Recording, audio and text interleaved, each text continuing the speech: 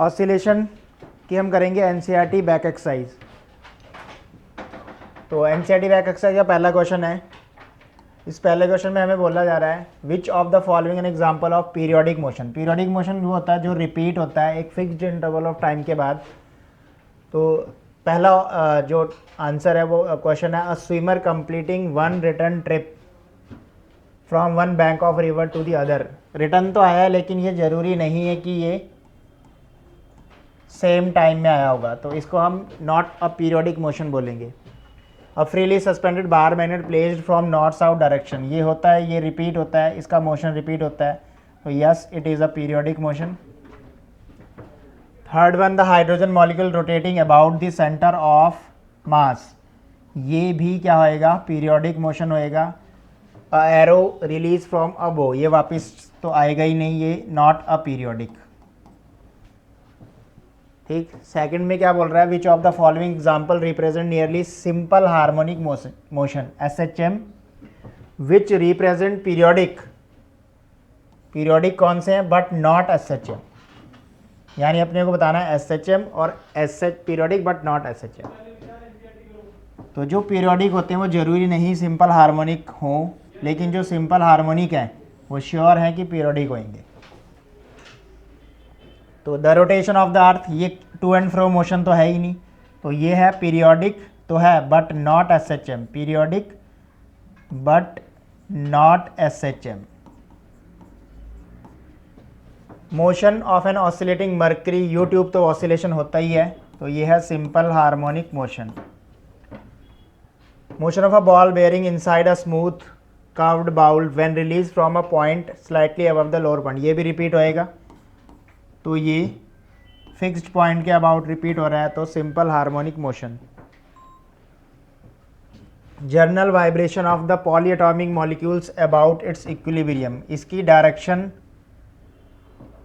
इसकी frequency same नहीं होती है, तो ये पीरियोडिक तो हो सकता है लेकिन एसएचएम नहीं हो सकता है, periodic but not simple harmonic motion. Periodic but not simple harmonic motion, क्योंकि इसकी फ्रीक्वेंसी फिक्स्ड नहीं है, एक फ्रीक्वेंसी नहीं है। इन ग्राफ्स में से बताना है कि किसका मोशन पीरियोडिक मोशन है और उसका टाइम पीरियड भी बताना है। तो ये तो सीधा ही वापस रिपीट हो ही नहीं रहा है, तो ये तो एक पीरियोडिक नहीं है, तो नॉट अ पीरियोडिक, बल्कि ये नॉन यूनिफॉर्म मोशन है, पीरियोडिक नॉन यूनिफॉर्म। ये वाला रिपीट हो रहा है देखो, तो -3 और अप्रॉक्सी 0 या 013, तो ये रिपीट हो रहा है, तो इसका टाइम पीरियड कितना हुआ 2 सेकेंड, 2 सेकेंड बाद ये क्या हो रहा है, रिपीट हो रहा है, तो इसका टाइम पीरियड कितना हो गया 2 सेकेंड। ऐसे ही दो ग्राफ हो रहे हैं यहाँ पे, ये वाला पीरियोडिक तो है बट एसएचएम नहीं है, सिंपल ये पीरियोडिक मोशन तो है ही नहीं, क्योंकि ये क्या नहीं हो रहा है, रिपीट नहीं हो रहा, सेम रिपीट होना चाहिए। ये पीरियोडिक है, तो इसका टाइम पीरियड कितना होएगा, इस वाले का -3 से -1 के बीच में एक टाइम पीरियड बन रहा है, तो इसका टाइम पीरियड होगा 2 सेकेंड। तो बी और डी पीरियोडिक है, ए और सी नहीं है।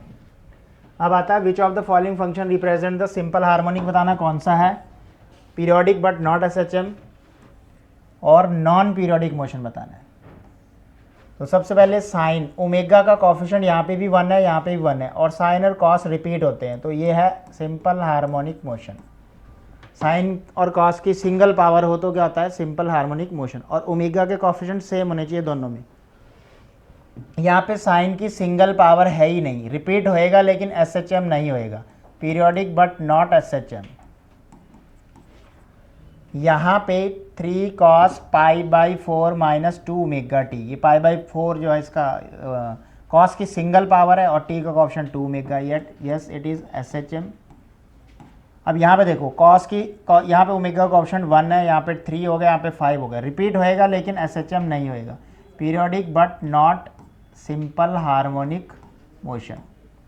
एक्सपोनेंशियल फंक्शन तो रिपीट नहीं होते हैं, ये तो सीधा सीधा नॉन पीरियोडिक हो जाएगा। और ये भी रिपीट नहीं होते हैं, तो नॉन पीरियोडिक।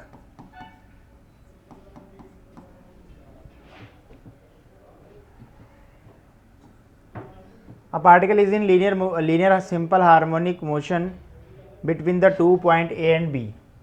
A और B के बीच में मूव कर रहा है। Let's suppose this is A, this is B। Centre point origin मान लो। A से B की डायरेक्शन को कहता है पॉजिटिव लेना है, तो ये वाली डायरेक्शन, इस डायरेक्शन में जो भी साइन होंगे इस डायरेक्शन को मतलब हम पॉजिटिव ले रहे हैं।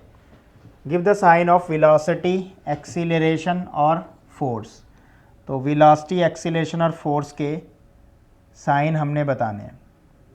तो वेलोसिटी, एक्सीलरेशन और फोर्स के साइन बताते हैं इंडिविजुअली केसेस में।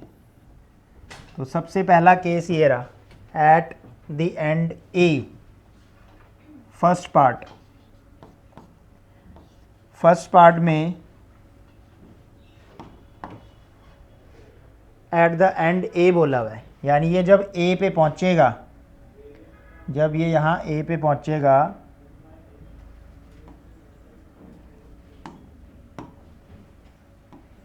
तो इस ए पॉइंट पे ये रेस्ट पे आएगा, क्योंकि ये एक्सट्रीम पोजीशन है। रेस्ट पे आएगा तो वेलोसिटी क्या आएगी इसकी, 0 आएगी। और एक्सीलरेशन,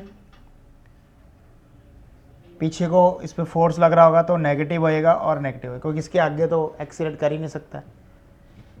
अब बी पार्ट में क्या बोल रहा है, सेकंड पार्ट में at the end of B, जब ये बी पे पहुंचेगा, अच्छा यहाँ पे एक्सीलरेशन की डायरेक्शन पॉजिटिव होगी, क्योंकि उस तरफ इस पर खिंचाव पड़ रहा होगा, क्योंकि जब ए पे है तो आगे तो नहीं जा सकता, पीछे को जाएगा। वो वाली डायरेक्शन कौन सी होगी, पॉजिटिव। बी वाले पॉइंट पे जब बी पे पहुंचेगा तो अगेन वेलोसिटी 0, पर इसको अब किधर को मुड़ना है, पीछे की साइड, मतलब नेगेटिव में मुड़ना है। At the mid point of A B, जब ये ए बी के मिड पॉइंट मतलब ओ पे होएगा, तो ओ है मीन पोजीशन, तो मीन पोजीशन पे वेलोसिटी का साइन पॉजिटिव होएगा, क्योंकि इस डायरेक्शन में आ रहा है, क्या लिखा है, गोइंग टूवर्ड्स ए की तरफ आ रहा है, तो नेगेटिव साइन होएगा। वेलोसिटी का साइन क्या होएगा, नेगेटिव होएगा, क्योंकि ये ओ पे है और किस तरफ इसका मोशन है, इस तरफ, इस सी वाले पार्ट की बात हो रही है। क्योंकि वेलोसिटी यहाँ पे मैक्सिमम होती है तो एक्सीलरेशन 0 और फोर्स भी क्या, 0। D option.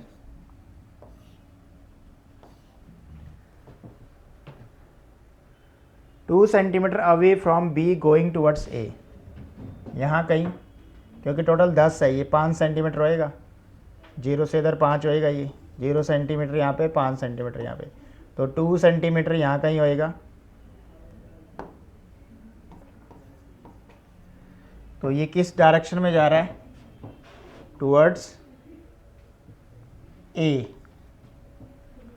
Eight 2 centimetre going towards ए की तरफ जा रहा है, तो वेलोसिटी नेगेटिव, और क्योंकि वेलोसिटी ये यहाँ पे और यहाँ पे वेलोसिटी मैक्सिमम है, यानी एक्सेलरेशन पॉजिटिव होएगा और फोर्स भी क्या आएगा, पॉजिटिव होएगा।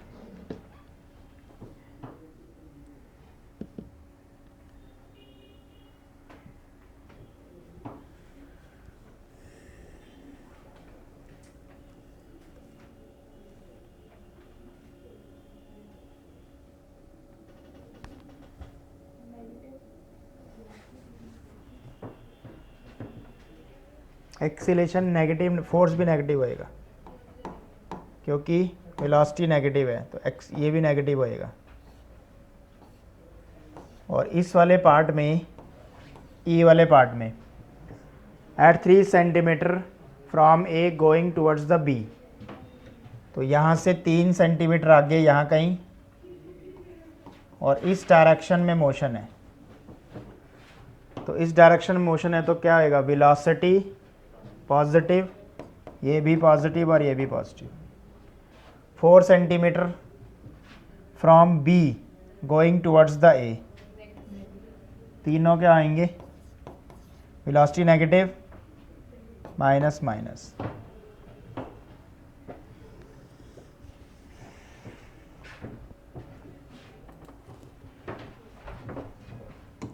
नेक्स्ट क्वेश्चन देखो, which of the following represent the acceleration and displacement. अब हमें पता है, हमने एसएचएम में पढ़ा है, एक्सीलरेशन जो होता है ना वो होता है माइनस ओमेगा स्क्वायर एक्स, मतलब acceleration directly proportional to x होना चाहिए या फिर ऐसी इक्वेशन होनी चाहिए।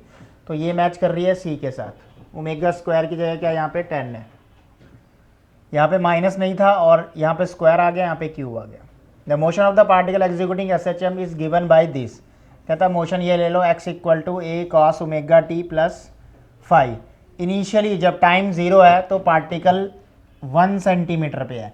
तो पहली सिचुएशन कि at t equal to 1 second पे हमने x की वैल्यू 1 सेंटीमीटर लेनी है और वेलोसिटी की वैल्यू ओमेगा लेनी है।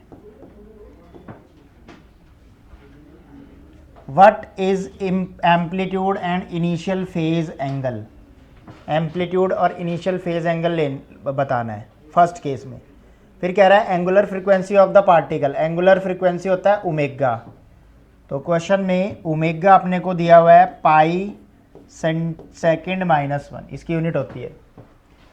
If instead of cosine function, if के बाद क्वेश्चन चेंज हो जाएगा। तो फर्स्ट पार्ट में अपने को ये प्रूफ करना है।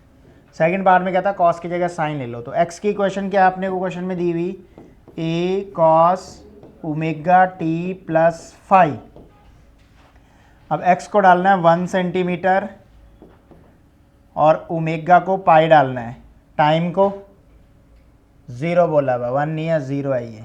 टाइम को डाल दिया 0 प्लस 5। तो यहाँ से मेरे पास एक इक्वेशन आ गई कॉस 5 इक्वल टू 1। जो x की इक्वेशन है इसका डेरिवेटिव करेंगे, वेलोसिटी आ जाएगा। इस x की इक्वेशन का डेरिवेटिव करो, हमें मिल जाएगा यहाँ से वेलोसिटी। तो x कॉस के टर्म में कॉस का डेरिवेटिव माइनस साइन होता है, a भी साथ में, a cos 5 इक्वल टू 1 आएगा। अब इस x वाली इक्वेशन का डेरिवेटिव कर दो। x था हमारे पास कॉस ओमेगा टी प्लस 5। तो इसका डेरिवेटिव करेंगे तो वेलोसिटी आ जाएगा dx by d t. A sine का कॉस होता है, कॉस का माइनस साइन होता है और माइनस मैंने आगे ले लिया। चेन रूल लगेगा तो ओमेगा टी का ओमेगा भी होएगा, जो कि आगे लिख दिया है।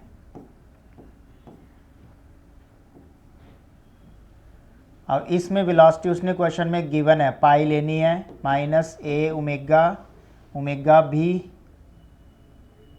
कुछ दिया होगा, ओमेगा पाई दिया हुआ है और वेलोसिटी ओमेगा दिया हुआ है। तो वेलोसिटी की जगह ओमेगा डालना है और ओमेगा की जगह पाई डालना है। क्वेश्चन में बोला हुआ है टाइम उस सिचुएशन में कितना दिया है, 0। तो यहाँ से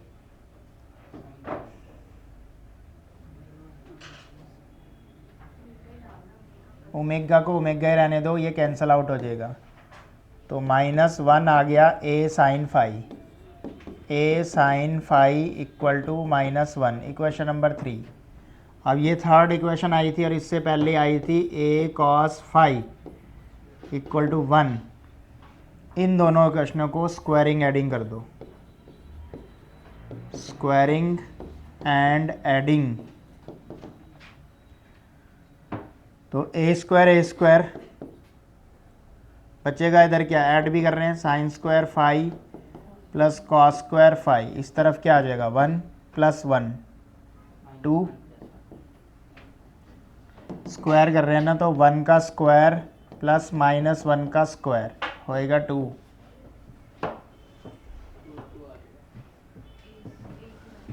तो ये तो 1 बन गया, तो a स्क्वायर इक्वल टू 2 आ गया, a इक्वल टू √2 सेंटीमीटर आ गया। तो एम्पलीट्यूड ही तो निकालना था। अब इनिशियल फेज के लिए इसको डिवाइड कर दो, डिवाइडिंग 3/1 3/2। 3 कौन सी थी, a साइन 5 वाली, और 2 कौन सी थी, a cos 5 वाली। एक साइन में -1 आया था, इसमें 1 आया, a से cancel out, tan phi equal to -1। तो tan phi इक्वल टू -1, तो phi इक्वल टू -π/4 या फिर 7π/4।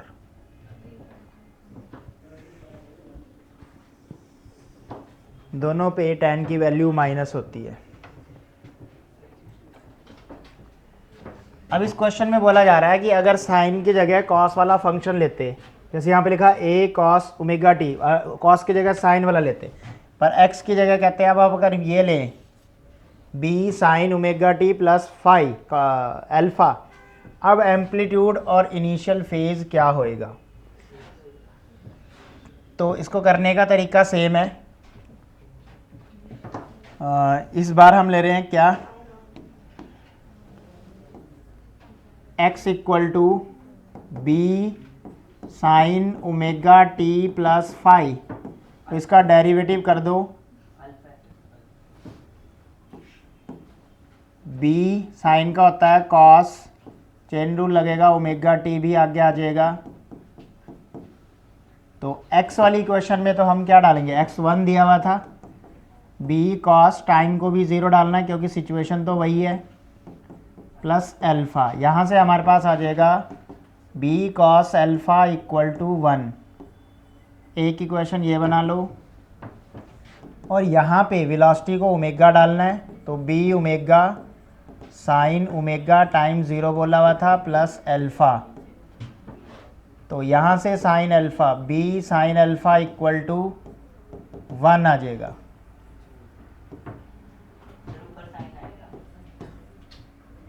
साइन का डेरिवेटिव कॉस करा ही नहीं, सॉरी हाँ साइन आएगा, इसमें तो किया ही नहीं है डेरिवेटिव। साइन का कॉस किया ना, ये कॉस है, बी साइन, तो यहाँ पे बचेगा b sine alpha equal to 1, और यहाँ पे बचेगा b cos alpha equal to 1, क्योंकि ओमेगा से ओमेगा कैंसिल आउट हो जाएगा। इसमें डाल रहा हूँ ना वैल्यू में, तो ऊपर साइन ही है, एक्स में वैल्यू डाली है, नीचे वी वाली में डाली है तो कॉस आएगा। अब उनको फिर से स्क्वायरिंग एडिंग कर दो, स्क्वायरिंग एंड एडिंग, तो बी स्क्वायर बन जाएगा sine square alpha plus cos square alpha, उधर 1 का स्क्वायर प्लस 1 का स्क्वायर 2 हो जाएगा। यहाँ से भी b आ जाएगा हमारे पास √2 सेंटीमीटर। तो इससे एम्पलीट्यूड तो सेम रहा, लेकिन फेज़ के लिए हम इसको डिवाइड कर देते हैं। अगर हम b साइन अल्फ़ा को डिवाइड करें b कॉस अल्फ़ा से, तो ये +1 आ जाएगा। +1 आएगा, tan अल्फ़ा की वैल्यू π/4 पे होती है, सो अल्फ़ा विल बी π/4।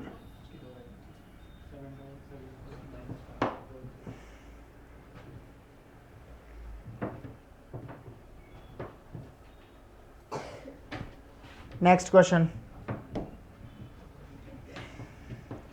इस क्वेश्चन में बोला जा रहा है spring balance has a scale reads value this. Spring balance पे जो वेट लग रहा है वो 50 kg, 0 से 50 kg, तो फोर्स की जगह mg डाल देना। 50 इंटू जी की वैल्यू यहाँ पे 9.8 लेनी चाहिए, 10 ले लो। The length of the scale is 20 centimetre, length अपने को गिवन है 20 centimetre, suspended from the balance when displace and release, time period 0.6, weight of the body क्या होएगा। तो सबसे पहले इसके लिए हमें स्प्रिंग वाला जो फोर्स कांस्टेंट है वो k निकाल लो। k क्या होता है, फोर्स डिवाइड बाय लेंथ, तो फोर्स की जगह हम यहाँ पे 500 ले लेते हैं, लेंथ की जगह 20 सेंटीमीटर में आइए, इसको मीटर में कर लेना, तो 20 इंटू 10 की पावर -4 हो जाएगा। यहाँ से k की वैल्यू आ जाएगी, फिर टाइम पीरियड का फॉर्मूला लगा देना है 2 पाई अंडर रूट, स्क्वायर नहीं है, -2 है, फिर ये वाला फॉर्मूला लगा देना, यहाँ से अपने पास m आ जाएगा। ठीक है, नेक्स्ट, अ spring having spring constant, spring constant होता है k, तो ये हमें k दिया हुआ है, माउंटेड इन हॉरिजॉन्टल टेबल जैसे डायग्राम में 3 kg का ये मास दिया हुआ है यहाँ पे attach to this free end of the spring. The spring is pulled side away distance, ये डिस्टेंस कितना खींचा है मैक्सिमम, इसको एम्पलीट्यूड भी यही ले सकते हो 2 centimetre. And release what is the frequency of oscillation. तो टाइम पीरियड का फॉर्मूला अंडर रूट 2π/m/, क्या होता है, तो फ्रीक्वेंसी उसका उल्टा होएगी k/m, m ये रहा। तो फ्रीक्वेंसी का फॉर्मूला लगा देना 1/2π/√k/m, पहले पार्ट में k भी पता है m भी पता है। सेकंड पार्ट में मैक्सिमम एक्सीलरेशन, एक्सीलरेशन जो होता है उसका फॉर्मूला होता है ω² a क्यों ले रहा हूँ मैं x की जगह, क्योंकि मैक्सिमम बोल रहा है। तो मैक्सिमम कितना खींचा है इसको 2.0 सेंटीमीटर, तो सेकंड पार्ट में ये लग जाएगा। वैसे एक्सीलरेशन का फॉर्मूला होता है a −ω² x, बट जब a मैक्सिमम एक्सीलरेशन बोला हो तो आप ये लगा सकते हो। और क्योंकि ये मैग्नीट्यूड में पूछ रहा है हमसे, तो हम मॉड में उस माइनस को नहीं लेंगे। मैक्सिमम वेलोसिटी ऑफ द मास। अब एक्सीलरेट जो भी एसएचएम करता है उसकी मैक्सिमम वेलोसिटी कितनी होती है, a ओमेगा। वी मैक्स कितना होता है, a ओमेगा के इक्वल होता है। ये हमने ग्राफ में भी किया था और तुम वैसे भी कर सकते हो। वेलोसिटी का फॉर्मूला होता है ω√a² - x²। Velocity maximum mean position पे होती है, तो मीन पोजीशन पे x 0 होता है। तो अगर मैं इसको 0 डालूंगा तो कितना आएगा, a omega. So velocity maximum का फॉर्मूला क्या होता है, a ओमेगा। तो ये 3 फॉर्मूले इसमें लगेंगे और सॉल्व होएगा। नेक्स्ट क्वेश्चन में बताया जा रहा है, इसी पुराने क्वेश्चन में exercise 13.9, the position of the mass when the spring is unstretched as x = 0, the direction from the left to right taken as positive x axis at x is a given x as a function of time t oscillation, t for the oscillating mass if the moment we start the stopwatch at t = 0। अब t = 0 जो है ये कह रहा है कि कहाँ पे हमने मानना है। मान लेते हैं कि मेन पोजीशन से क्या है, मोशन स्टार्ट हो रहा है। तो ऐसी कोई सिचुएशन है हमारे पास, तो मान लेते हैं कि ये एक्सट्रीम है, ये एक्सट्रीम, ये दूसरा एक्सट्रीम, और ये इसकी मीन पोजीशन। पहले पार्ट में बोल रहा है कि मोशन अगर टाइम 0 यहाँ से स्टार्ट हो रहा है, t = 0 यहाँ से हो रहा है, और इस डायरेक्शन को पॉजिटिव x लेना है। अगर मोशन इधर को हो रहा है तो पॉजिटिव साइन लेना है, और इस तरफ हो रहा है तो नेगेटिव होएगा ऑब्वियसली। तो मीन पोजीशन पे अगर t = 0 start motion from this, तो क्या पूछा जा रहा है, in what way these function for SHM differ from each other in frequency, amplitude and initial phase। अब ध्यान से देखा जाए तो अगर मैं मीन पोजीशन से मोशन स्टार्ट करता हूँ तो मेरी x की इक्वेशन होएगी a sin ω t + phi, और वेलोसिटी की इक्वेशन होएगी a ω cos ω t + phi।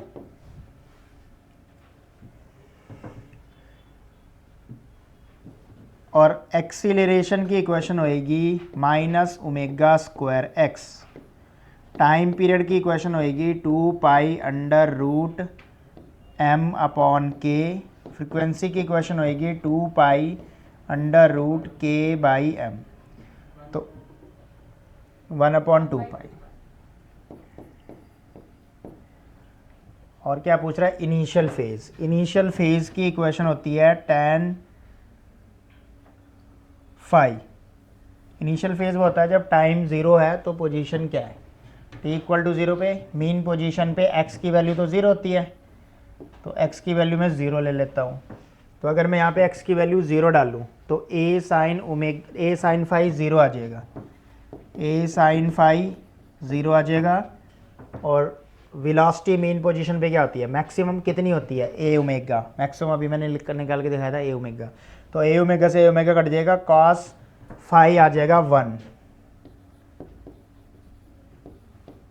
क्योंकि यहाँ पे मैक्सिमम वैल्यू होती है। अब इन दोनों को डिवाइड करेंगे, tan phi आ जाएगा sin बाई cos 0/समथिंग 0 हो जाएगा, तो फेज डिफरेंस कितना आ जाएगा, 0 आ जाएगा। और phi की वैल्यू 0 पे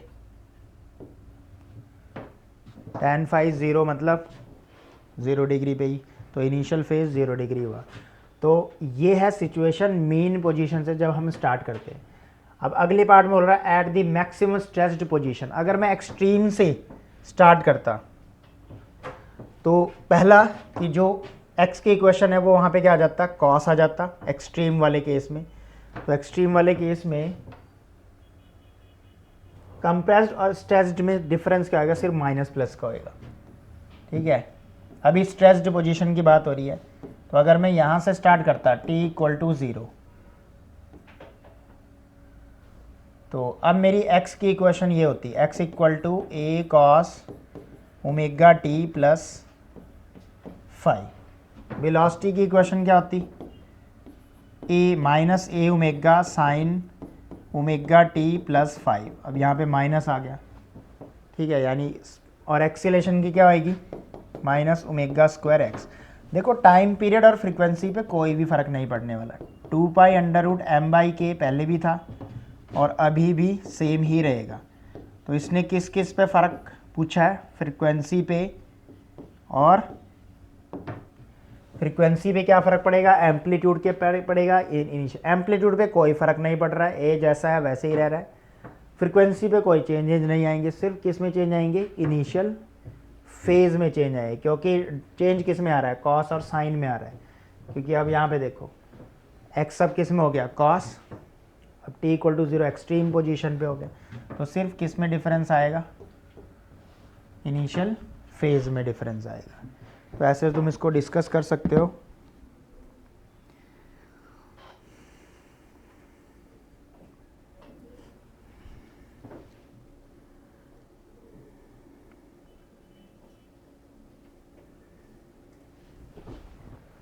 तो एक्सट्रीम पोजीशन पे x की वैल्यू क्या होती है, a। तो यहाँ पे x की वैल्यू a डाल लो। तो x की वैल्यू अगर हम a डाल लें तो कितना आ जाएगा, a कॉस ओमेगा, टाइम कहाँ से स्टार्ट कर रहे हैं, 0 से, प्लस 5। तो ऐसे कैंसिल हो जाएगा। अब यहाँ पे कॉस 5 की वैल्यू क्या आ जाएगी, 1 आ जाएगी। ठीक है, कॉस 5 की वैल्यू 1 आ जाएगी। एक्सट्रीम पोजीशन पे वेलोसिटी क्या आती है, 0 होती है। तो v को 0 डाल देंगे तो minus a omega sine omega, T भी 0 है, प्लस 5, साइन 5 यहाँ पे 0 आ जाएगा। अब इस बार साइन कॉस 5 1 और साइन 5 0। पहले क्या आया था, a कॉस 5 1।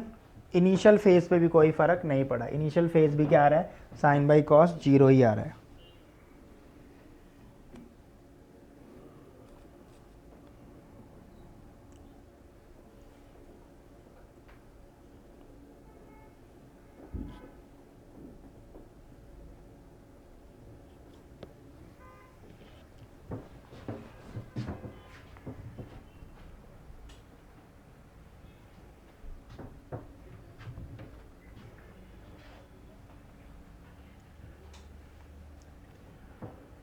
अब यहाँ पे मैंने x की वैल्यू कॉस वाली ली है, ठीक है। अब ज़रूरी नहीं कि x की वैल्यू कॉस वाला फंक्शन हो, क्योंकि हमने स्टार्टिंग में भी पढ़ा था, कैसे, इस वाले क्वेश्चन में भी पढ़ा था। देखो अगर साइन में हो तो फिर फेज़ डिफरेंस आ जाएगा। जब हमने कॉस में लिया तो फेज़ डिफरेंस ये आया था इस क्वेश्चन में, और जब हमने साइन में लिया तो फेज़ डिफरेंस कुछ और बदल गया था। ठीक है, तो x की वैल्यू अभी मैंने इस क्वेश्चन में क्या करी है, पहले जब मीन पोजीशन से चला तो x क्या लिया मैंने, साइन का फंक्शन, और जब एक्सट्रीम पोजीशन से चला तो x को क्या ले लिया, कॉस का। अगर मैं कोई साइन का फंक्शन लेता तब इनिशियल फेज कुछ और आता। ठीक है, तो ये सिचुएशन टू सिचुएशन वेरी करता है। हम इसको डिस्कस कर रहे हैं इसके अकॉर्डिंग, तो फेज डिफरेंस क्या है, सेम आए, क्योंकि मैंने फंक्शन कॉस वाला ले लिया, क्योंकि पोजीशन कहाँ से स्टार्ट हो रही है, एक्सट्रीम पोजीशन। अगर देखो मैं इसको साइन वाला ही लेता, मान लो एक्सट्रीम पोजीशन पे मैं, एक्सट्रीम पोजीशन पे x की वैल्यू क्या होती है, a होती है, और वेलोसिटी क्या होता है, 0। सपोज करो x equal to a sine omega t plus 5 है। तो अभी इसको तो हमने 0 a डालना है, कंप्रेस एक्सपैंड कर रहे हैं तो a डालना है, कंप्रेस कर रहे हैं तो माइनस a डालना है। साइन 0 इंटू टी प्लस 5, तो यहाँ से साइन 5 की वैल्यू आ जाएगी 1। सिमिलरली इसका डेरिवेटिव करेंगे, वेलोसिटी आ जाएगा v equal to a omega cos omega t plus 5। अब वेलोसिटी 0 थी वहाँ पे एक्सट्रीम पोजीशन पे, तो देखो cos फाई 0 आ गया। अब cos फाई 0 आने का मतलब समझते हो, डिनोमिनेटर में 0 आ जाएगा जब तुम इनको डिवाइड करोगे। तो sine phi divide by cos phi, ये दोनों 1/0, 1/0 इन्फिनिटी। तो tan फाई इन्फिनिटी कहाँ पे होता है, फाई 90 डिग्री आ गया। अब फेज डिफरेंस 90 आ गया। तो सिचुएशन टू सिचुएशन हम ऐसे कंपेयर कर सकते, तो फेज चेंज होएगा ये श्योर है। अब इस वाले क्वेश्चन में देखो,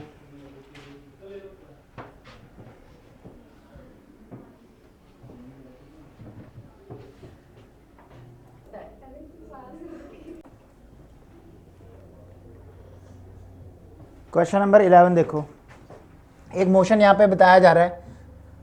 एसएचएम मोशन को सर्कुलर टर्म में डिफाइन किया हुआ। ये एरो बताएगा कि किस डायरेक्शन में मोशन हो रहा है, और t इक्वल टू 0 जहाँ पे लिखा है वो बताएगा कि वहाँ से मोशन स्टार्ट हुआ है। जैसे इस पहले वाले डायग्राम में स्मॉल t इक्वल टू 0 यहाँ पे लिखा है, इसका मतलब मोशन यहाँ से स्टार्ट हुआ है और इस डायरेक्शन में जा रहा है। तो हमने क्या करना है कि मान लेना है t टाइम में ये यहाँ पे पहुँचा, t टाइम में ये यहाँ पे पहुँचा है। तो इसने कितना एंगल बनाया वो हमने मान लिया थीटा। अच्छा, जो कैपिटल T दिया है 2 सेकंड, वो इसका टाइम पीरियड है। ठीक है, अपने को बताना है the sense of rotation clockwise anti clockwise दिया हुआ है indicated. Obtain the corresponding simple harmonic motion of x projection of the radius vector, मतलब आपको x की इक्वेशन निकालनी है। ठीक है, अब मान लेते हैं कि ये यहाँ पे है, तो ये x में कितनी दूर है, या ये इसका x होएगा, क्योंकि ये नेगेटिव साइड है इसलिए इसको मैं -x ले रहा हूँ इस कोऑर्डिनेट को, और ये इसका रेडियस है। रेडियस यहाँ पे 3 सेंटीमीटर दिया हुआ है, तो यानी ये 3 हुआ इसका। ठीक है, तो जब मुझे इसके लिए x की इक्वेशन निकालनी है, तो मैं इस ट्रायंगल में अगर ये एंगल थीटा है तो ये वाला एंगल 90 माइनस थीटा होएगा, π/2। तो कुछ ऐसी सिचुएशन बन रही है यहाँ पे, ऐसी सिचुएशन, ये वाला एंगल क्या होगा, π/2 माइनस थीटा, और ये है -x और ये है 3। तो अगर हम इसमें cos थीटा निकाल लें, थीटा की जगह क्या है यहाँ पे π/2 माइनस थीटा,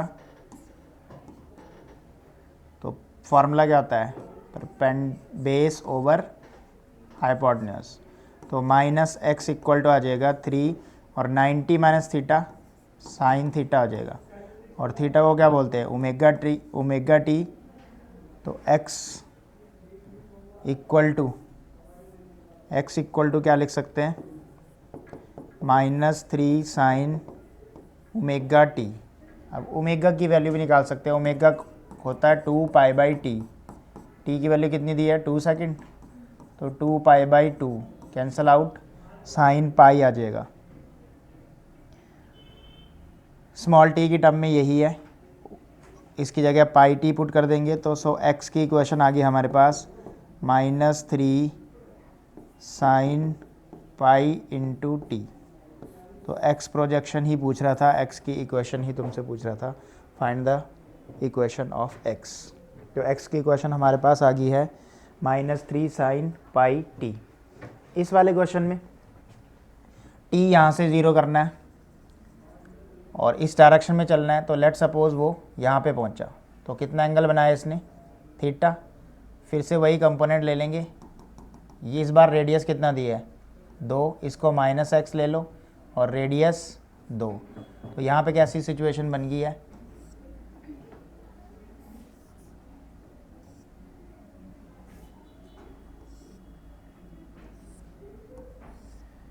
ये है 2, ये है -x, ये है थीटा। तो cos थीटा अगर मैं इस क्वेश्चन में निकालूँ तो क्या आएगा, -x/2। So x equal to -2 cos theta, theta होता है ओमेगा टी, तो -2 cos ओमेगा टी, ओमेगा को 2π/t, ओमेगा को 2π/t, कैपिटल टी यहाँ पे 4 सेकंड है, तो 2π/4, यानी ये π/2 आ जाएगा। तो कितना आंसर आएगा, 2 cos πt/2। तो ये है x की इक्वेशन। तो x कोऑर्डिनेट बोल रहा था, ऐसे आपको डायग्राम की हेल्प से x निकाल सकते हो। अब नेक्स्ट क्वेश्चन में देखो, plot the corresponding reference circle of each of the following simple harmonic motion indicate the initial t equal to 0 position बतानी। अब हमने इक्वेशन दी हुई है और सर्कल बनाने, जैसे पुराना क्वेश्चन था सेम।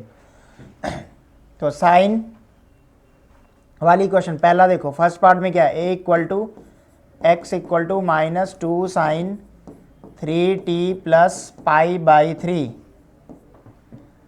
अब जो भी साइन वाले फंक्शन को कॉस बनाना है तुमने, कॉस के टर्म में आंसर चलेगा क्योंकि वो x से हमने स्टार्ट करवाना है, ठीक है। तो इसको कॉस बनाने के लिए साइन और कॉस में 90 का डिफरेंस होता है। तो अगर मैं इसको लिख दूं -2 sine 3t plus pi by 3 plus pi by 2, अगर मैं इसको पाई बाई 2 ऐड कर दूं तो ये कॉस बन जाएगा। मतलब साइन में अगर तुम पाई बाई 2 ऐड करोगे उसके एंगल में, तो वो क्या बन जाएगा, कॉस बन जाएगा। Sine 90 plus theta is equal to cos theta. Theta ये था, तो sine 90 plus theta equal to cos theta. तो ये कॉस थीटा। अब यहाँ पे x इक्वल टू क्या हो जाएगा, -2 कॉस 3t, इसको सॉल्व करेंगे तो प्लस 5 पाई बाई 6 आ जाएगा। अब ये माइनस बता रहा है कि मोशन कहाँ से स्टार्ट करना है, नेगेटिव x से। तो ये हो गया x से स्टार्ट कहाँ से करना है, यहाँ से। अगर मैं यहाँ से कर रहा हूँ तो पार्टिकल का जो एंगल है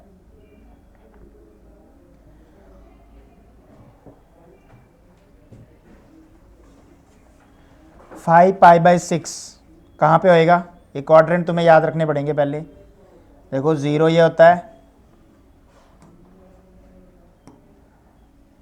0 यहाँ पे होएगा, पाई बाई 2 ये होता है पाई, ये कितना होता है 3 पाई बाई 2 और ये होता है 2 पाई। तो 5 पाई बाई 6 कौन से क्वाड्रेंट,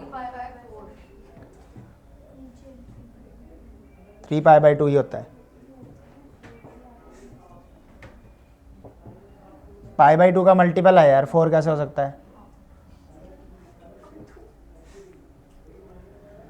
फिर 5 पाई बाई 6, 5 पाई मतलब ऐसे देखो, 1 पाई 2 पाई 3 4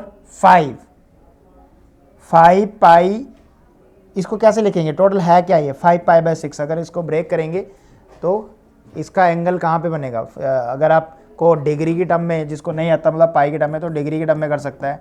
इसको 180 डाल देगा, डिवाइड बाई 6, 6 से कट जाएगा 3 30, 150 डिग्री। तो ये 0 होता है, ये 180 डिग्री होता है, तो 150 डिग्री यहाँ कहीं बना।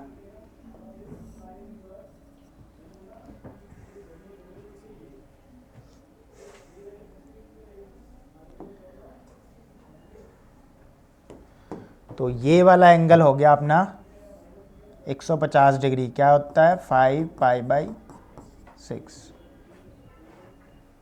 ऐसे करके आप चेक कर सकते हो, 5 पाई बाई 6। और आंसर क्या आ रहा है हमारे पास, 2 पॉजिटिव आना चाहिए।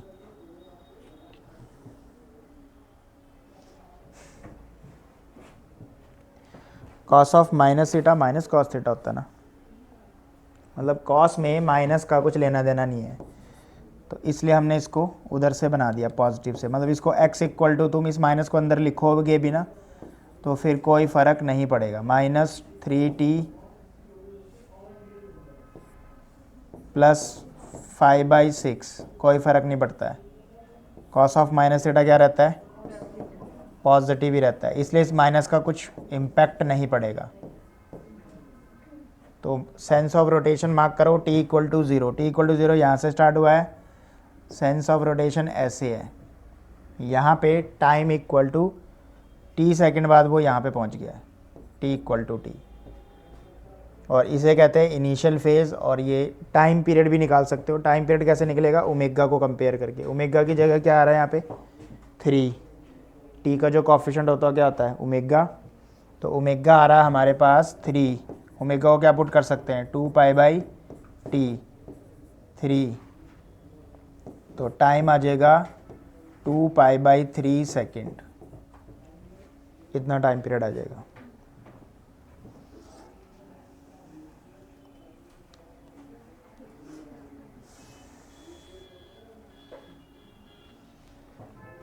और जो आगे नंबर लिखा होता है इसको क्या बोलते हैं रेडियस या एम्पलीट्यूड, तो 2 सेंटीमीटर ये रहा। तो अगर आपको सर्कुलर मोशन के टर्म में एसएचएम दिया हो, इक्वेशन निकालनी हो, तो ऐसे करना होता है। अगर इक्वेशन दी हो और सर्कल बनाना हो तो उसके अकॉर्डिंग ऐसे कैलकुलेशन चलेगी। ठीक है, अभी एक और देखते हैं, देखो सेकंड पार्ट और डिटेल में समझ आएगा। ये सेकंड पार्ट की इक्वेशन क्या है, x equal to cos pi by 6 minus t. तो हमने इक्वेशन पिक कर ली, x इक्वल टू कॉस, उसके आगे भी कुछ था, cos pi by 6 minus t, cos pi by 6 minus t. सबसे पहले कॉस है तो इसको आगे पीछे लिख सकते हो, कोई प्रॉब्लम नहीं है। Cos T minus pi by, मतलब तुम माइनस कॉमन ले लो तो कोई फ़र्क नहीं पड़ेगा कॉस में, क्योंकि कॉस ऑफ माइनस थीटा भी बताया था क्या होता है, सेम ही रहता है। माइनस कॉमन भी ले लेंगे तब भी वो कॉस थीटा ही रहेगा। तो जब मैंने इसमें माइनस कॉमन लेंगे तो ये नेगेटिव हो जाएगा, पॉजिटिव हो जाएगा, वो माइनस जो कॉमन लिया उसका कोई फ़र्क नहीं पड़ता कॉस में। अब ये x की इक्वेशन आ गई मेरे पास। अब इसको मैं सीधा सीधा कंपेयर कर सकता हूँ। ओमेगा टी का कॉफिशेंट होता है, तो कंपेयरिंग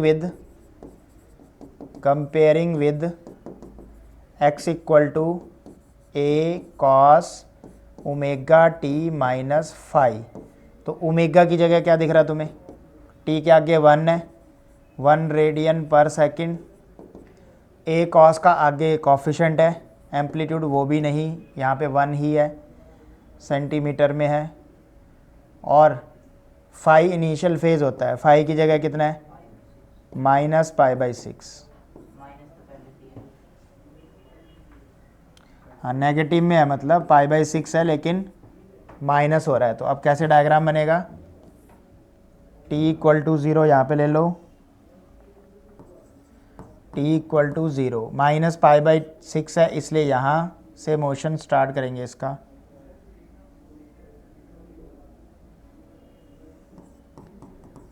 और ये t सेकंड बाद यहाँ कहीं पहुँच गया, t इक्वल टू टी पे ये यहाँ पहुँच गया होगा। ये पूरा एंगल, क्योंकि ये पाई बाई 6 है, माइनस में इसलिए नीचे बनते हैं ये पाई बाई 6, और ये पूरा एंगल कितना होएगा ओमेगा टी, ये T minus omega t minus pi by 6। Omega 1 है ना, ओमेगा क्या है 1 है, तो टाइम ओमेगा की वैल्यू अगर 1 है, सेंस ऑफ रोटेशन ऐसे हो गया, ओमेगा होता है 2 पाई बाई टी, तो ओमेगा 1 है तो टाइम पीरियड 2 पाई आ जाएगा। तो ये इसका सर्कुलर ग्राफ हो गया, सर्कुलर वो रिप्रेजेंटेशन होगी। सेंस ऑफ रोटेशन से आपको एरो से बताना है, एंगल बता दिया पाई बाई 6 इस डायरेक्शन में कर रहा है। एक चीज़ और, ए क्या है 1 सेंटीमीटर, ए होता क्या है रेडियस, इधर मार्क कर लो चाहे उधर मार्क कर लो।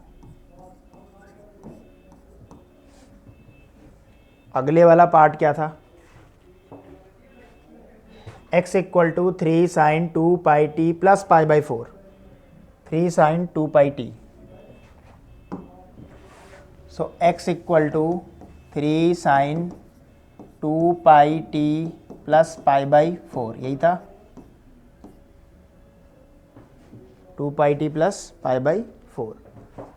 अब ध्यान से देखो, साइन को क्या बनाना है कॉस, तो इसमें sine 2 pi t plus pi by 4। अब इसको मुझे कॉस बनाना है, यानी साइन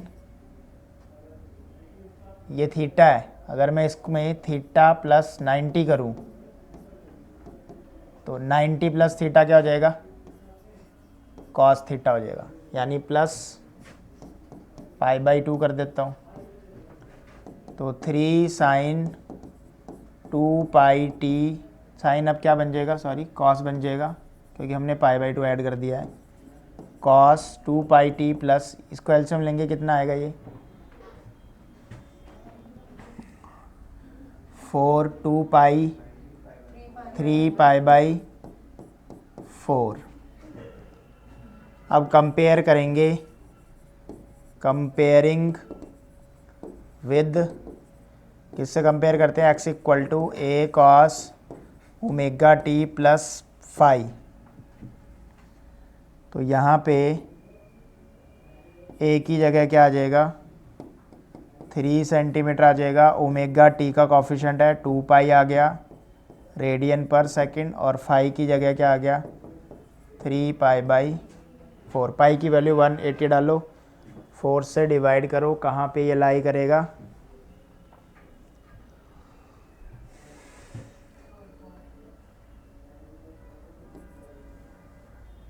पाई माइनस पाई/4 भी क्या होगा 3 पाई/4 ही होता है ना।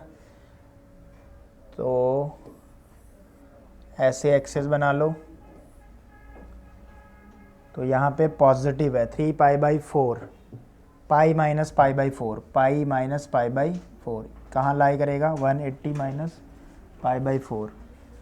तो सेकंड क्वाड्रेंट में ये लाई, थर्ड क्वाड्रेंट में लाई करना चाहिए 3 पाई/4।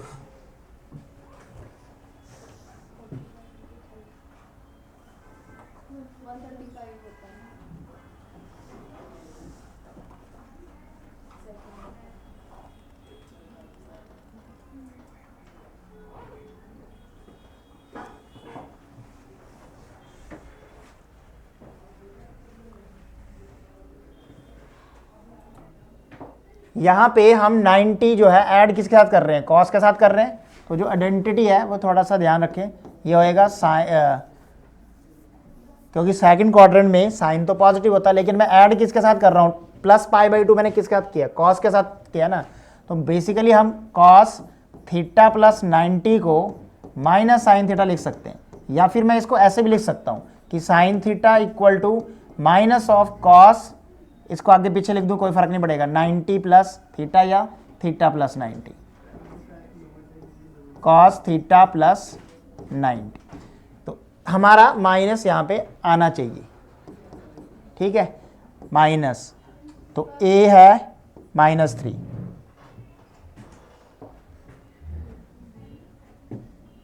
अब मान ले को कितना एंगल था ये 3 पाई/4।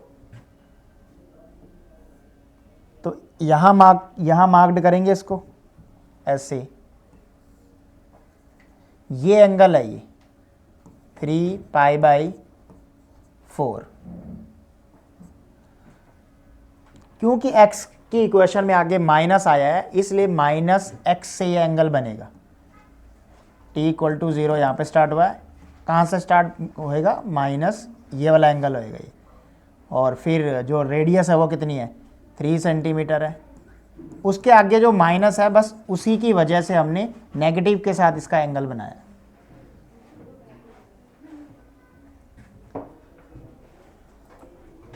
इसमें एक पार्ट और है, देखो x equal to 2 cos pi T.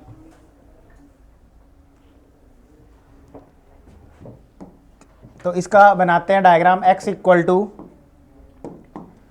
2 cos pi t, ये cos में ही है, और इसको सीधा सीधा कंपेयर कर देंगे, comparing with x equal to a cos omega t plus phi naught. तो यहाँ पे आगे तो कुछ है नहीं, इसका मतलब वो एंगल क्या लेना है 0। तो एम्पलीट्यूड हो गया 2 सेंटीमीटर, इनिशियल फेज है ही नहीं 0। इसका मतलब जो ग्राफ है एग्जैक्टली वहीं से स्टार्ट होएगा जहाँ पे ये ओरिजिन है, यहाँ से मतलब। तो t इक्वल टू 0 और इनिशियल फेज तो है ही नहीं, और कुछ टाइम बाद ये यहाँ पहुँच जाएगा।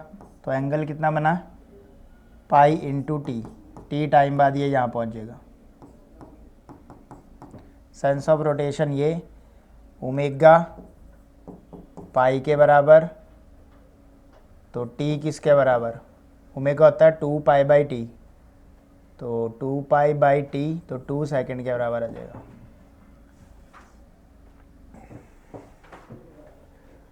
ऐसे करेंगे।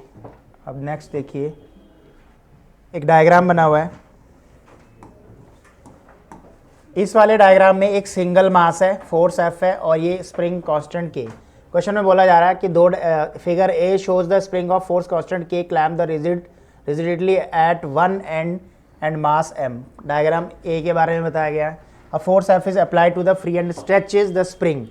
एफ लगाते हैं तो ये स्ट्रेच हो जाती है। फिगर 2 में सेम स्प्रिंग है but both ends are free. Spring वही है, यहाँ अटैच थी, एक एंड से एक एंड, यहाँ दोनों एंड क्या थे, फ्री थे। अब दोनों एंड से इसको खींचा जा सकता है। Attach to the mass m at either end, दोनों तरफ भी मास लगा सकते हैं। Each end of the spring as shown the figure is stretched by the same force f, मतलब फोर्स सेम लग रहा है, जो पहले केस में लग रहा था सेकंड में भी सेम लग रहा था। What is the maximum extension of the string in 2 cases. अब लॉजिकली देखें तो ये अगर मैं इसको उस तरफ खींचूं, F4 से उधर को खींचूं और इसको F4 से इधर को खींचूं, तो दोनों और एक सिंगल मास को खींचूं तब भी सेम इफेक्ट आएगा, कुछ फ़र्क नहीं पड़ेगा। क्योंकि टाइम पीरियड का फॉर्मूला क्या है, नेक्स्ट वाले में आएगा टाइम पीरियड निकालने के लिए। बी पार्ट में बोल रहा है, if the mass in the figure A and the 2 masses in figure B are released, what is the period of oscillation। Period of oscillation में फ़र्क पड़ेगा, लेकिन एक्सटेंशन पे, मैक्सिमम एक्सटेंशन पे कोई फ़र्क नहीं पड़ेगा, क्योंकि जो फोर्स है, जो एक्सटेंशन है, वो किस पे डिपेंड करती है, F डिवाइड बाई K। इसका मतलब इसने क्या बोला है, दोनों केसेस में फोर्स सेम है और स्प्रिंग भी तो सेम है। अगर F और K सेम है तो एक्सटेंशन भी क्या होएगी, सेम होएगी। दोनों केस में F और K क्या है, सेम है, तो एक्सटेंशन भी क्या होएगी, सेम है। ठीक। अब फर्स्ट केस में टाइम पीरियड का फॉर्मूला सिंपल, ए की स्प्रिंग है तो टाइम पीरियड का फॉर्मूला होता है 2 pi under root m by k. उसी मेथड से इसको करेंगे। फोर्स का फॉर्मूला माइनस के एक्स, फिर इसको डाल देंगे m इंटू ए, और एक्सीलरेशन को SHM वाला पुट कर देंगे। ए को क्या पुट करते हैं, omega square m minus omega square x put कर देंगे। इसको इस तरफ है माइनस के एक्स, यहाँ से टाइम पीरियड आ जाएगा 2 पाई बाई टी, माइनस से माइनस कैंसिल आउट हो जाएगा और m x से x कैंसिल आउट हो जाएगा, तो ओमेगा स्क्वायर कितना आ जाएगा वहाँ से, k बाई एम। फिर ओमेगा स्क्वायर को क्या डालते थे, 2 pi by T, time period इतना आ जाएगा। इस वाले केस में, जो सेकंड वाले केस में है, मान लेते हैं कि k जो है नेट k, यहाँ पे जो k यूज़ होता है वो कौन सा यूज़ होता है, k इक्विवेलेंस, टोटल k, या इफेक्टिव भी बोल सकते हैं इसको। यहाँ पे तो एक ही स्प्रिंग थी, कोई प्रॉब्लम नहीं है। यहाँ पे स्प्रिंग तो एक है, लेकिन ये k जो है आधा आधा हो जाएगा। मान लेते हैं कि ईच पार्ट का, एक हाफ पार्ट में कितनी एक्सटेंशन हो रही है, x dash, for half spring, for half spring extension मान लेते हैं कितनी, x डैश, टोटल में तो x ही होगी। तो उसका फॉर्मूला क्या होना चाहिए, force divide by k dash, और दूसरी स्प्रिंग में भी सेम होएगा, तो टोटल x क्या होना चाहिए, एक्सटेंशन एक, हमने ऊपर क्या पढ़ा था कि एक्सटेंशन क्या है, सेम है। एक्सटेंशन अगर सेम है तो फोर्स भी सेम होना चाहिए। Total extension 2x dash, x क्या होएगा, दोनों ईच हाफ का। अब इसको मैं क्या लिख सकता हूँ, फोर्स बाई k डैश, और इसको क्या लिख सकता हूँ, फोर्स अपॉन, ये टोटल k है, सॉरी, यहाँ पे टोटल के आएगा और इसमें क्या आएगा 2f/k डैश, एफ से एफ कैंसिल आउट हो जाएगा। तो एक स्प्रिंग का कितना आ गया, के डैश कितना आ गया, 2k आ गया। देखो मैंने क्या किया, एक स्प्रिंग का मान लिया, एक हाफ का एक्सटेंशन x डैश मान लिया। टोटल एक्सटेंशन तो हमने ए पार्ट में प्रूफ कर दिया था, वो तो x के इक्वल है। तो x बराबर क्या होगा, x dash plus x dash मतलब 2x डैश। अब x को क्या लिख सकता हूँ, f/k, और इसको क्या लिख सकता हूँ, x डैश डैश वाले को f/k डैश। तो यहाँ से मेरे पास k डैश के इक्वल क्या आ जाएगा, 2k आ जाएगा। ठीक है, तो यहाँ पे ऐसा ए आधे हाफ को निकालने की क्या जरूरत पड़ रही है, वो इस वर्डिंग की वजह से। इसने बोला कि यहाँ पे 2 masses in the figure are released and time, मतलब इसमें जब ये स्ट्रेच कर रहे हैं तो इसको रिलीज कर रहे हैं, ऐसे छोड़ दे रहे हैं। तो टोटल एक्सटेंशन तो सेम है, तो ए पार्ट में तो कोई प्रॉब्लम नहीं है, क्योंकि total extension total force divide by के पे डिपेंड करती है। लेकिन जब इसको रिलीज करेंगे तो आधी हाफ का अगर मैंने के डैश माना है, तो वो के डैश जो होएगा वो डबल होएगा किसका, टोटल का। ठीक है,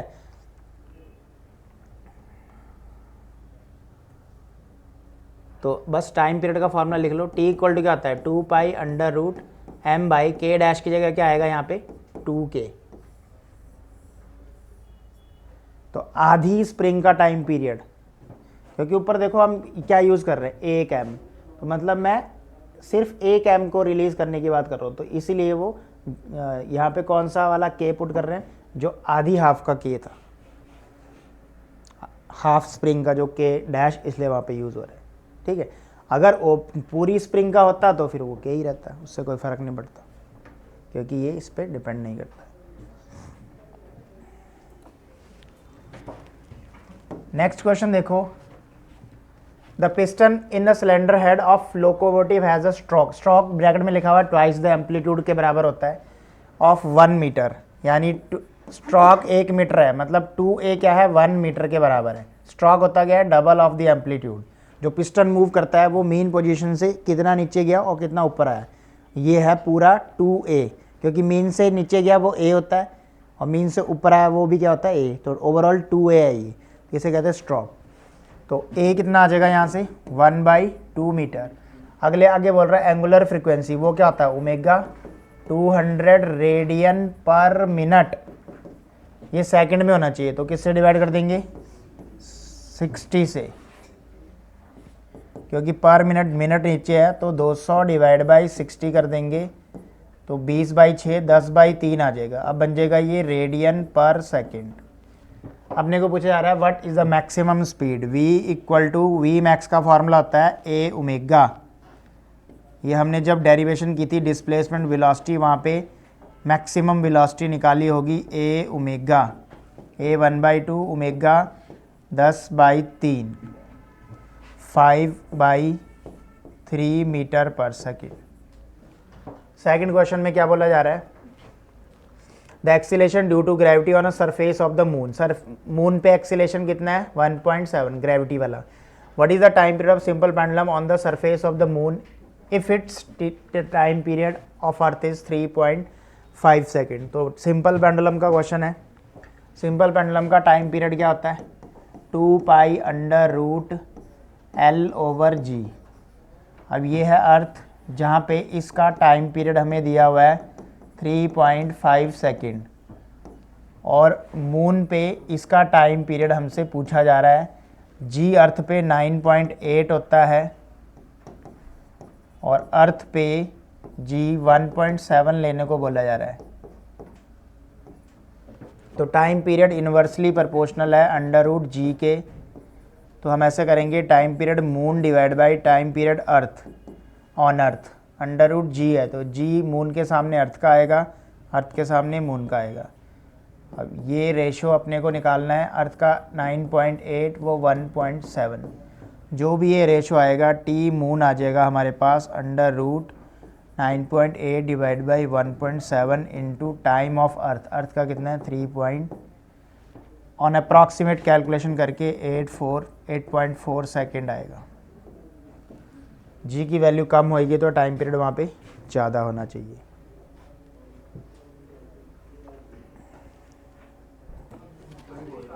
इसमें एक क्वेश्चन और था ये वाला, a simple pendulum of length L having a bob of mass M suspended in a car. Simple pendulum का जो केस करवाया था वही है। The car is moving in a circular track of radius R with uniform speed V. The pendulum makes small oscillation in the radial direction about its equilibrium position, what will be the time period. Centre की तरफ मतलब radial direction ये है।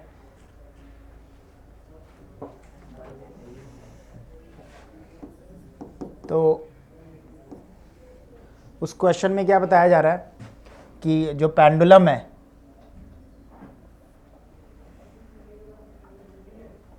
एक car है, उसके ceiling पे है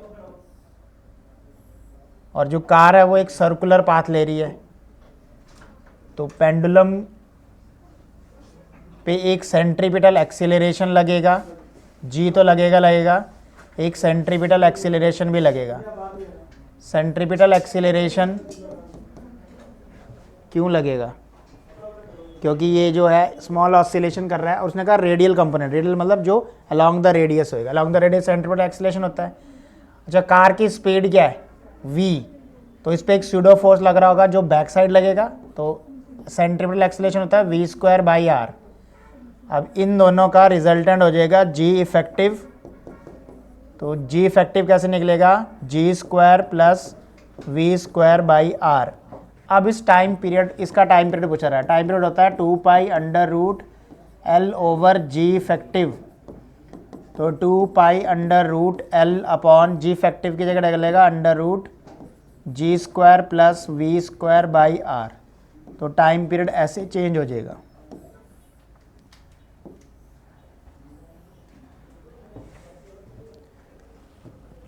इसके बाद ये वाली एक डेरिवेशन है, ये तो जो मैंने किया है 16 नंबर का आंसर था, आंसर 16। अभी हम पहले ही कर चुके हैं derivation. Cylindrical piece of cork जिसका एरिया a है, height h, float in a liquid of density ρ1। तो फ्लोटिंग सिलेंडर वाली ये डेरिवेशन है। तो जो मैंने फ्लोटिंग सिलेंडर वाली तुम्हें डेरिवेशन करवाई थी उसको करना है इसकी जगह। फ्लोटिंग सिलेंडर है पहले वाले में 17 का आंसर, फ्लोटिंग सिलेंडर यही आंसर आता था उस डेरिवेशन में, याद करो। तो 17 वाले में डेरिवेशन है, 18 वाले में भी डेरिवेशन है, U-ट्यूब वाली मैंने करवाया था U-ट्यूब इन लिक्विड, यहाँ पे इसने U-ट्यूब कंटेनिंग मरकरी, बस वहाँ मरकरी की डेंसिटी जहाँ लिक्विड की बात हुई थी वहाँ मरकरी हो जाएगी। तो U-ट्यूब हम वाली डेरिवेशन इस क्वेश्चन में करेंगे। तो ये थी NCERT ऑसिलेशन की जिसमें 18 क्वेश्चन थे, ठीक है। तो इसके साथ ही हमारा ऑसिलेशन वाला चैप्टर होता है ख़त्म।